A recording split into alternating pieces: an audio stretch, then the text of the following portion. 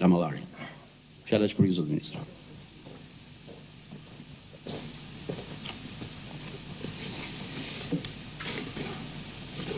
Nderuar President i Republikës, nderuar Kryetar i Gjykatës së Lartë, nderuar Kryetar i Gjykatës së Përshtatshme, të nderuar profesorës të institucioneve të drejtësisë, të nderuar gjyqtarë, prokurorë dhe avokatë.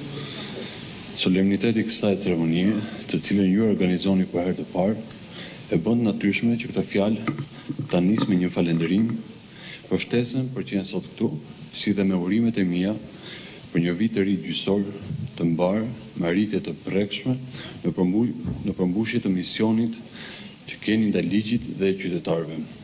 Uroj që ky vit të shënojë sa më shumë vendimmarrje të drejta, mbështetur pandashmërisht në pavarësinë të drejtëdhënien. Dy anë të njëjtës medalje, atë të besimit të publikut të drejtësia. Megjithatë, për te solemnitetit të këtij momenti, e konsideroj këtë forum si një mundësi të rëndësishme dhe të domosdoshme për një komunikim ndërinstitucional të hapur, të drejtë për drejtë dhe të përgjithshëm. Një mundësi jo vetëm për të evokuar me kënaqësi arritjet pozitive që lam pas, por mbi gjitha me vizionin dhe kurajon e nevojshme për evidentimin dhe trajtimin e sfidave që mbeten të hapura edhe këtë vit. Hapja e vitit të ri gjyqësor është një moment përgjithësie. Është momenti kur sistemi ynë i drejtësisë duhet të shohë veten në pasqyrë dhe t'i përgjigjet me ndëshmëri një pyetje themelore. Apo shërbejmë qytetarëve me drejtësi të pavarur, të përgjithshme dhe të besueshme. Natyrisht nuk është e mundur të bëhet këtu një bilanc i plot, aq më tepër në kuadër të një fjalimi, por ky është një rast i vlefshëm për të reflektuar mbi hendekun e krijuar mes një sistemi drejtësie nga momenti kur afro një dekadë më parë u deshti nështrojë një reforme të thellë dhe sistemit aktual në raport me pritshmëritë e qytetarëve për një drejtësi të pavarur, të drejtë dhe efektive. Tema e kësaj ceremonie, drejtësia përballë pavarësisë, përgjegjësisë dhe besimit publik, afton pikërisht në një reflektim të tillë, i cili nuk i vlen askujt nëse nuk është i hapur, i drejtpërshuar dhe në frymën e mirë të besimit dhe bashkëpunimit reciprok. Ruajtja e pavarësisë së drejtësisë është një përpjekje e vazhdueshme, e cila qëndron në themel të një shteti demokratik dhe funksional. Por kjo pavarësi nuk mund të kuptohet pa llogaridhënie. Pasi vetëm zbatimi me objektivitet i parimit kontroll dhe balans, apo checks and balances, mund të garantojë përgjegjësinë, transparencën dhe efektivitetin e qëndrueshëm të një sistemi ku gjykata nuk janë thjesht zbatuese të ligjit, por interpretuese të vlerave kushtetuese, duke shërbyer kështu si balancues moral dhe juridik për garantimin e të drejtave dhe lirive themelore. Vetëm në këtë mënyrë ato ruajnë dhe forcojnë besimin e publikut. Reforma në drejtësi ishte reforma kyçe dhe thelbësore që hapi rrugën e Shqipërisë drejt Bashkimit Evropian. Ajo solli ndryshime të thella kushtetuese, ngriti institucione të reja dhe bashkë me to dhe pritshmëri të larta shoqërore. Sot, pas afër 10 vitesh, nuk jemi më në fazën e ndërtimit, por në fazën e llogaridhënies dhe konsolidimit. Retorika, justifikimet apo improvizimet ad hoc duhet i lëmë vendin rezultateve konkrete dhe standardeve më të larta demokratike. Padyshim, ka një progres të rëndësishëm krahasuar me situatën nga e cila nisëm. Askush nuk e mohon këtë. Rënja e mitit të pandëshkueshmërisë, veçanërisht në luftë kundër korrupsionit dhe krimit të organizuar, është një arritje konkrete dhe histori suksesi. Megjithatë, progresi domethënës i prokurisë së posaçme dhe gjykatës për krimin e organizuar dhe krimet të rënda, gjykatës së posaçme, nuk mund dhe nuk duhet të shërbejnë si justifikim apo si perde për të fshirë cilësinë tjetër të sistemit të drejtësisë. Kur qytetarët presin me vite për një vendim, kur apelimi shndrohet në një hing mes varritje e pambarim, kur paraburgimi përdoret si zgjidhje e zakonshme dhe jo si masë e jashtëzakonshme, atëherë problemi nuk është perceptim, është realitet. Vetëm një sistem që reflekton, korrigjon veten dhe vepron me objektivitet dhe panshmëri, mund të forcojë besimin publik, duke mos lejuar kështu përsëritjen e historisë. Dhe pikërisht në këtë kontekst, dua të them qartë dhe me përgjegjësi të plot institucionale se pavarësia e drejtësisë nuk mund dhe nuk duhet të keq përdoret si alibi për mosveprim, për zvarritje apo për mungesë përgjegjësie. Inspektorati i lartë i drejtësisë është krijuar pikërisht me qëllimi për të garantuar standarde të larta profesionalizmi dhe disipline në radhët e magjistratëve. Në vitet 2023-2025, teksa ankesat për zvarritje dhe shkelje procedurale të regjistruar pranë ILD-s ishin të shumta, numri i inspektimeve dhe hetimeve disiplinore ndaj magjistratëve mbeti i ulët. Konkretisht, nga 1374 ankesa të regjistruar, janë marrë vetëm 23 vendime për çelje hetimi disiplinor për 25 magjistratë, ndërsa pjesa tjetër dërmuese është arkivuar pas shqyrtimit fillestar. Pra, filtri i ILD-s për fillim të hetimit disiplinor ndaj prokurorëve dhe gjyqtarëve nuk e kalojnë as 2% e ankesave të qytetarëve.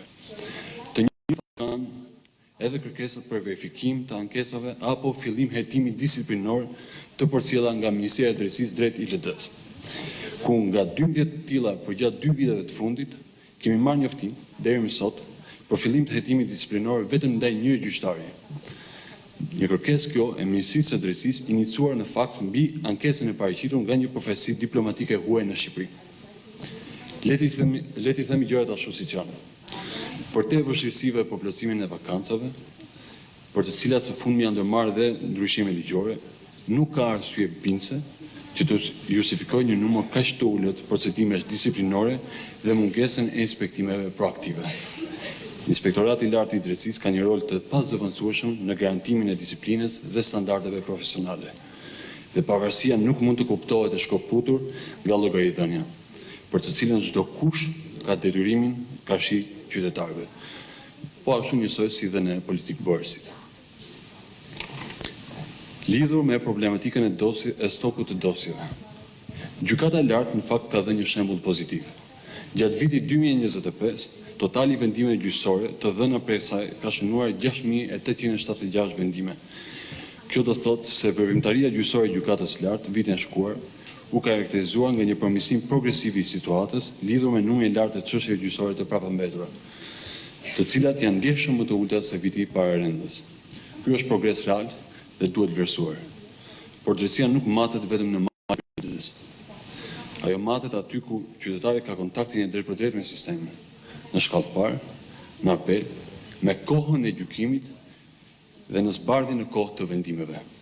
Mos zbardhja e vendimeve edhe pas më shumë se një viti nuk është dhe nuk mund të jetë e pranueshme. Në këtë drejtim, personalisht kam referuar vetëm në kaq pak kohë pranë ILD-s 3 raste konkrete dhe do të vijoj ta bëj këtë për çdo shkelje të afateve që cënon të drejtat e qytetarëve. Nëse për gjykatën e lartë konstatojmë progres, e njëjta gjë nuk mund thuhet për fatkeq për pjesën tjetër të sistemit. Në shumë segmente, veçanërisht në gjykatat e apelit, normat e përfundimit të çështjeve janë minimale dhe numri i çështjeve të prapambetura paraqitet alarmant. Në disa raste, më pak se 1/10 e çështjeve përfundojnë brenda vitit, çka nuk është vetëm problem kapaciteti, por çështje menaxhimi, prioritetesh dhe vullneti institucional. Nuk mund të flasim për besim publik, ku qytetari humbet shpresën për të marrë një vendim brenda një afati të arsyeshëm. Në gjykatat e apelit të jurisdiksionit përgjithshëm, përqindja e përfundimit të çështjeve penale ranë ndjeshëm gjatë 9 muajve të parë të vitit të shkuar. Për çdo 100 dosje në shqyrtim, vetëm 12 për tyre u përfunduan, ndërsa stoku total po shënjon shifrën rreth 19.000 çështje për secilën nga apelet. Në çështjet civile dhe administrative, norma e përfundimit në disa gjykata zbret deri në 5%, duke kthyer apelimin në një pritje të pafund për qytetarin. Kjo nuk është thjesht statistik, është mohim i drejtësisë përmes vonesave. Prija e rritës e stokut shfaqet gjithashtu tek çështjet ende në hetim. Pavarësisht përmirësimeve të pjesme në përfundimin e çështjeve, ngarkesa strukturore e sistemit të hetimit penal mbetet e lartë me 23.623 çështje në vitin 2024. Qartësisht, edhe në këtë rast nevojiten masa të qëndrueshme për rritjen e efikasitetit dhe për shpejtimin e procedimeve penale.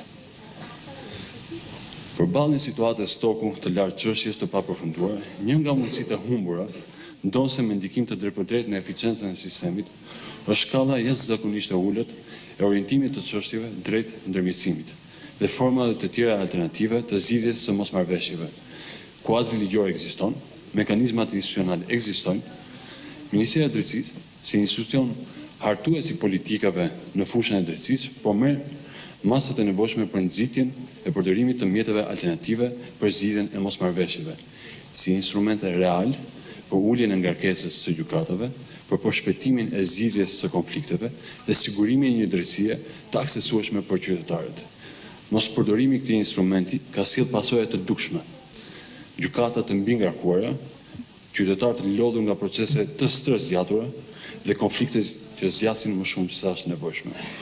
Ndërmjetësimi përfaqëson një ndërhyrje institucionale me rëndësi strategjike për funksionimin real dhe efikas të sistemit të drejtësisë dhe duhet trajtuar si i tillë, qoftë edhe përmes sanksionime më të qarta ligjore. Një tjetër realitet që nuk mund të anashkalohet është mungesa e burimeve njerëzore. Sistemi i drejtësisë vijon të funksionojë me vakanca të konsiderueshme të gjyqtarëve dhe ndihmës gjyqtarëve, dhe ulja e kuotave dhe ritmi i pamjaftueshëm i plotësimit të vendeve vakante kanë krijuar një mbingarkesë strukturore, veçanërisht në gjykatat e apelit dhe ato administrative. Nuk mund të kërkojmë efikasitet dhe cilësi kur sistemi operon me kapacitete të kufizuara. Krahas nevojës për plotësimin e vakancave, duhet të bëhet një planifikim i mirë dhe i shpejtë i organikës së ndihmësave ligjore, bazuar në projeksione të qarta nga organet qeverisje të drejtësisë. Miratimi nga viti në vit i një numri më të ulët kuotash për ndihmësit ligjor deri në 3 për vitin 2025 nga secili këshill shkon në sensin e kundërt të një prije qartazi në rritje të stokut të çështjeve të prapambetura si në hetim ashtu dhe në gjykim.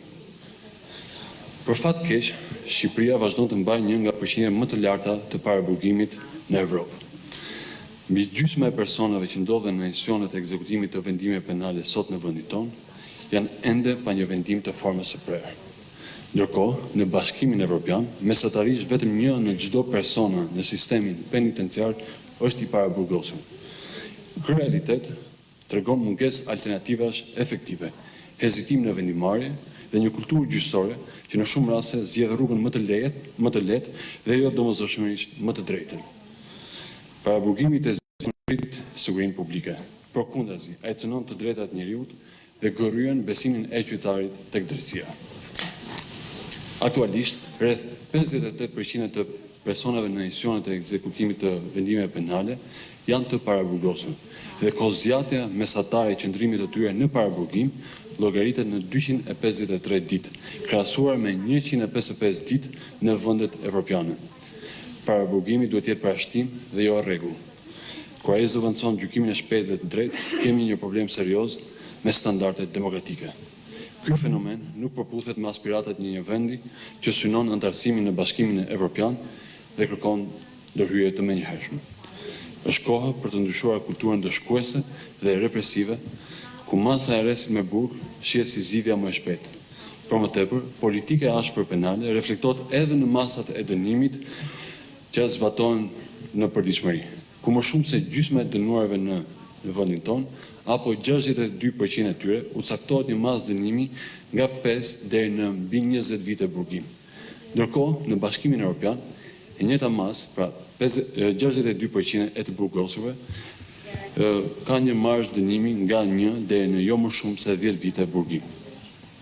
Thënë sa më sipër, në kuadër të nismës së qeverisë për rishikimin e legjislacionit penal dhe procedural penal, është detyrimi ynë i përbashkët që të parafrojmë politikën penale në frymë dhe zbatim me atë të Bashkimit Evropian. Dua t'i siguroj qytetarët si Ministri i Drejtësisë se ka ndërmarrë dhe do të vijojë të ndjek me përkushtim maksimal hapa konkret për të garantuar akses në sistemin e drejtësisë dhe drejtësi pa vonesa. Pas një dekade reformë në drejtësi, të dhënat e sjellën në vëmendje diktojnë nevojën e fokusimit tek sfidat aktuale të konsolidimit të kapaciteteve me qëllim ofrimin e një drejtësie të përgjithshme, pavarësia e secilës me forcë dhe legjitimohet vetëm nga besimi i publikut. Uroj që ky vit i ri gjyqësor, i cili përkon me përvjetorin e 10 të reformës në drejtësi, të jetë dëshmi e qartë maturie, përgjegjshmërie dhe llogaridhënie mbi rezultate konkrete, të një sistemi sa të drejtë për të gjithë, po aq të pavarur dhe të besueshëm. Faleminderit.